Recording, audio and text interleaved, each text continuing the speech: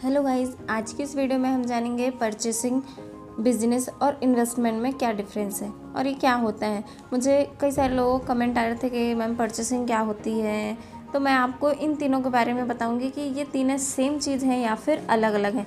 कहने को तो ये तीनों सेम ही हैं क्योंकि इनमें पैसे लगाने ही होते हैं।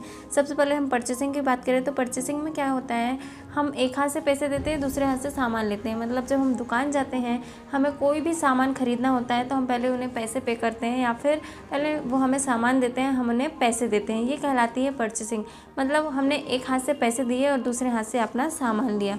और दूसरा है बिजनेस। बिजनेस में भी हमें पैसे लगाने ही होते हैं, लेकिन इसमें क्या होता है, आप बिजनेस में कम रेट में कुछ बहुत सारा सामान खरीद लेते हैं और उसे हाई रेट में मार्केट में सेल कर देते हैं, जिससे आपको कुछ प्रॉफिट होता है।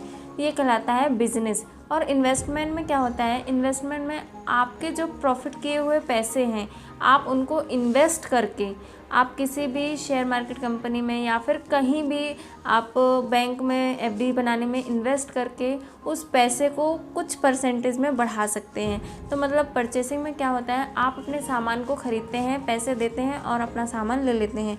और बिज़नेस में आप कम रेट में कुछ सामान को ख़रीदते हैं और फिर उसे हाई रेट में सेल कर देते हैं, जिससे आपको कुछ प्रॉफिट होता है। और वही प्रॉफिट को आप यदि इन्वेस्टमेंट में लगाते हैं तो आपको कुछ टाइम बाद उसका रिटर्न कुछ पैसों से ज़्यादा मिल जाता है। मतलब जितना आप लगाते हैं उससे कुछ ज़्यादा पैसे आपको रिटर्न में मिल जाते हैं।